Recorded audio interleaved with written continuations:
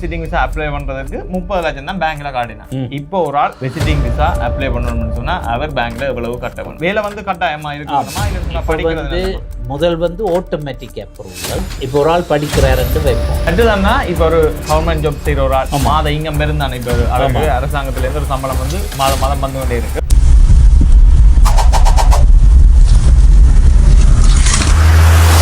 அரங்க மதிர whistle பறக்கவே.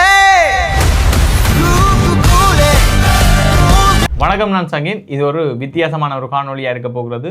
எங்களுடைய YouTube சேனல்ல தொடர்ந்து பார்க்குறாங்களுக்கு தெரிஞ்சிருக்கு. நான் வந்து 2 தரம் கனடாக்கு வந்தேன். 2023 கனடாக்கு வந்து திருப்பி ஸ்ரீலங்காவுக்கு போயிட்டு திருப்பி வந்து 2024 தான் வந்து கனடாக்கு வந்தேன். நான் கனடாக்கு வந்த நேரத்திலேயே வந்து பார்த்தீங்கன்னா சொன்னா அண்ணாவோட நிறைய காணொலிகள் போட்டுருப்பேன். வணக்கம் அண்ணா. வணக்கம். இன்றைக்கும் அது சம்பந்தமான ஒரு காணொலியா தான் இருக்க போகிறது. கனடாக்கு எப்படி கனடாக்கு வரலாம், கனடாக்கு வரணும்னு ஆசைப்படுறவர்களுக்கு இது ஒரு பிரியோசனமான காணொலியா இருக்கும். குறிப்பா முதல்ல இந்த ஸ்டோரியை சொல்றேன். நான் கனடாக்கு வந்தது பார்த்தீங்கன்னு சொன்னா 2023 ஜூன் மாதம் 12ஆம் தேதி தான் வந்து கனடாக்கு வந்தேன். என்ன விசால வந்து பார்த்தீங்கன்னு சொன்னா விசிட்டிங் விசாலாம் வந்தனா. எல்லாருக்குமே தெரியும் 2022, 23, 24, 25, 26 இப்ப வரைக்கும் விசிட்டிங் விசா ஒரு பெரிய ஒரு பேசு பொருளா இருக்கு. இப்ப வந்தவங்க தான் இருக்கிறார்கள், ஆட்கள் வந்து கொண்டே இருக்கிறார்கள். சோ அந்த வகையில நான் வந்து 2023 விசிட்டிங் விசாலாம் வந்து கனடாக்கு வந்தனா. இப்ப அண்ணாவோட சேர்ந்து நாங்கள் இந்த விசிட்டிங் விசா பற்றி கதைக்க போறோம். நான் கனடாக்கு வரைக்கும் இந்த விசிட்டிங் விசா எப்படி இருந்தது, இப்ப தற்போதைய நிலை வந்து எப்படி இருக்குன்றத வந்து 2 பேரும் சேர்ந்து கதைக்க போறோம். வணக்கம் அண்ணா. வணக்கம். நான் வந்து 2023 தான் கனடாக்கு வந்தேன். ஆனா நான் அப்ளை பண்ணது வந்து பாத்தீங்கன்னா சொன்னா 2022 டிசம்பர் அந்த கட்டத்துல 6 மாதம் பேர் நினைக்கிறேன். 6 மாதத்துக்கு பிறகு தான் எனக்கு விசாவே வந்து அக்செப்ட் பண்ணது. நான் இந்த விசிட்டிங் விசா அப்ளை பண்றதுக்கு 30 லட்சம் தான் பேங்க்ல காட்டினேன். இப்போ ஒரு ஆள் விசிட்டிங் விசா அப்ளை பண்ணணும்னு சொன்னா அவர் பேங்க்ல எவ்வளவு கட்டணும்? அது வந்து அவரோட ஃபேமிலி தகுதியையும் பொறுத்து இருக்கு, எத்தனை பேர் இருக்கணும். மற்றது low income cut off category என்ற ஒரு கேட்டகரியும் இருக்கு. அதுக்குள்ள வந்து அவர்கள் வந்து எவ்வளவு நாளைக்கு விசிட் பண்ண போயினோம், என்ன பர்பஸ் விசிட் பண்ண போயினோம், அவையோட ஐட்டினரி, அதை வச்சு ஒரு ப்ரொபோசல் ஃபைனான்சியல் பிளானிங் செய்ய வேண்டும். அதை வச்சு தான் எவ்வளவு காசுன்னு டிசைட் பண்ணலாம். இப்போ கட் அண்ட் பேஸ்ட் ரூல்ஸ் இல்லை. அவையோட தகுதி என்ன, அவையோட ட்ராவல் பிளான் என்ன, எத்தனை ஃபேமிலி மெம்பர், அவர் எவ்வளவு சம்பளம் எடுக்கிறார், அதோடு அவர் கொடுக்க ஒரு அமௌண்ட் வந்து மச் ஆகுதான். இப்போ சம்பளத்தை மீறி அதில் கணக்கு காட்டினாலும் நம்ப போறது இல்லை. இதுதான் வித்தியாசம் 2023க்கும் 2026க்கும். இப்படி நிறைய வித்தியாசங்கள் இருக்கு. இப்ப நீங்க சிம்பிளா சொல்லிருக்கீங்க. மற்றதுன்னா நான் வந்து படிச்சு கொண்டிருந்தேன், உண்மையிலேயே வந்து ஏஎல் படிச்சு கொண்டிருந்தேன். அப்போ தான் வெளிநாட்டுக்கு ஓகே சொல்லி இந்த விசிட் விசா வந்து அப்ளை பண்ணது. நான் நினைக்கிறேன் நான் படிச்சு கொண்டு இருந்ததால தான் எனக்கு விசா வந்து எனக்கு கிடைச்சிருக்கு. ஏன்னு சொன்னா அதே நேரத்தில் வந்து என்னோட சேர்ந்து நிறைய நண்பர்களோ சரி எனக்கு தெரிஞ்சவர்கள் வந்து அப்ளை பண்ணி அவர்களுக்கு வந்து ரிஜெக்ட் பண்ண. என்ன காரணம் சொன்னா அவர்கள் சில பேர் வந்து வேலை ஒன்றுமே கொடுக்கல.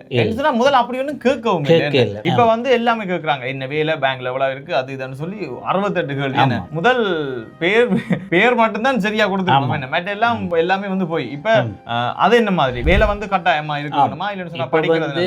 முதல் வந்து ஆட்டோமேட்டிக் அப்ரூவல், இப்ப வந்து ஆட்டோமேட்டிக் ரெஃப்யூசல். அப்போ ஆட்டோமேட்டிக் ரெஃப்யூசல் வராம செய்ய வேண்டியதுதான் இப்பத்திய நிலைமையில இம்பார்ட்டன்ட். இப்ப 3 பெரியத்துக்கு பிறகு என்னன்னு சொன்னா இப்போ ஒரு ஆள் படிக்கிறாருன்னு வைப்போம். படிச்சா அந்த காலேஜோ யூனிவர்சிட்டியோ பிரைவேட் கரியர் காலேஜா whichever institution they are attending, அதுல இருந்து கடிதம் கேட்கிறாரு. என்ன கோர்ஸ் படிக்கிறீங்க, எப்ப கிராஜுவேட், எவ்வளவு காலத்துக்கு நீங்க லீவ் எடுக்கிறீங்க இந்த விசிட் விசாவில் போறதுக்கு, அதே போல திரும்பி போய் எப்ப திரும்ப இந்த கோர்ஸை தொடங்க போறீங்க, அப்படி டீட்டெயிலாக பார்க்குறார்கள். முன்னொரு காலத்தில் படிக்கிறேன் என்று பள்ளிக்கூடத்தோட பேரையும் அந்த டியூஷனோ இன்ஸ்டிடியூஷனோ மற்றது பிரைவேட் கரியர் காலேஜோ யூனிவர்சிட்டியோ அதோட பேரை கொடுத்து ப்ரோக்ராம் சொன்னா சரி.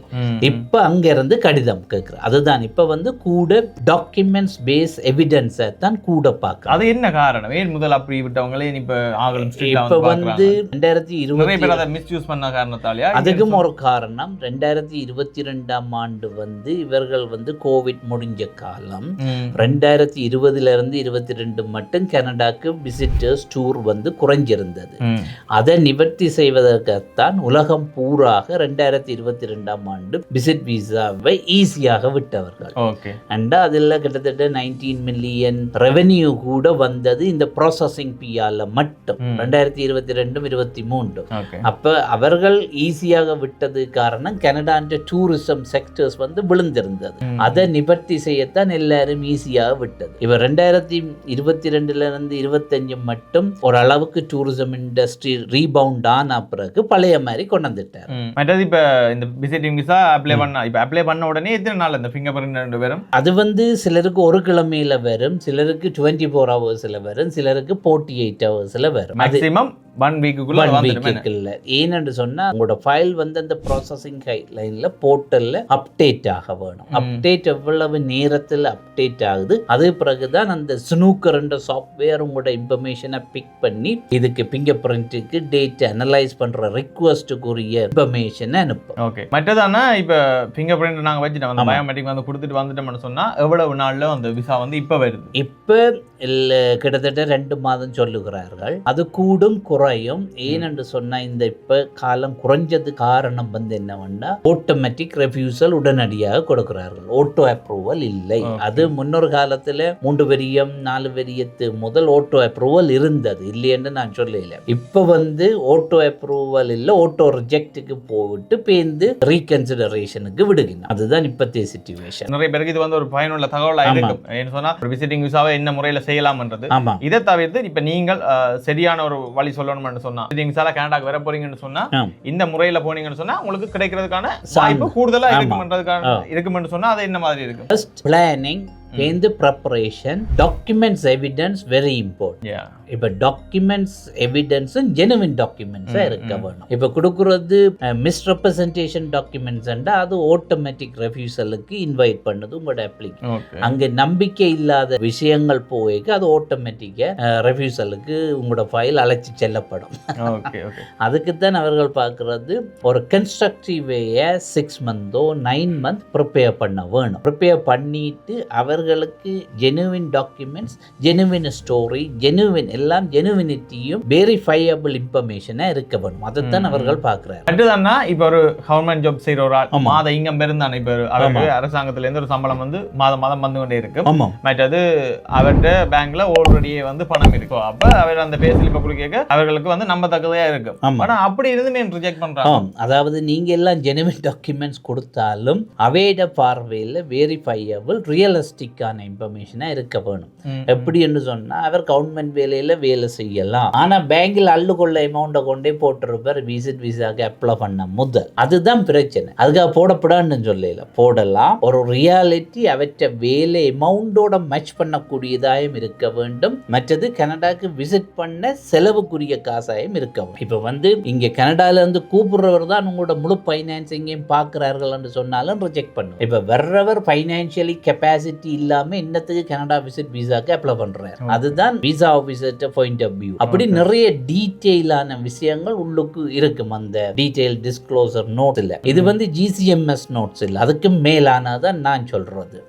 இப்ப டீடைல வந்து சொல்லிக்க அவர்கள் கன்க்ளூஷன்ல போட்டும் இருப்பார்கள். எப்படி என்று சொன்னா இதை நீங்க திரும்ப செய்வதற்கு வழிகாட்டி இன்ஃபர்மேஷன் கைட்லைன்ஸாக தந்து முடிச்சிருப்பார்கள். நீங்க திரும்ப அப்ளை பண்றேன்டா என்னென்ன டாக்குமெண்ட்ஸ் இதுல மிஸ் பண்ணுவேன், இதை வடிவை கரெக்ட் பண்ணி தண்ணுங்க. சிலவளை நீங்க கொடுத்த போட்டோ கூட பிளர் ஆயிருக்கலாம், சில பர்த் சர்டிபிகேட் வந்து ஸ்கேன் பண்ணினதுல புவர் குவாலிட்டியா இருக்கலாம்.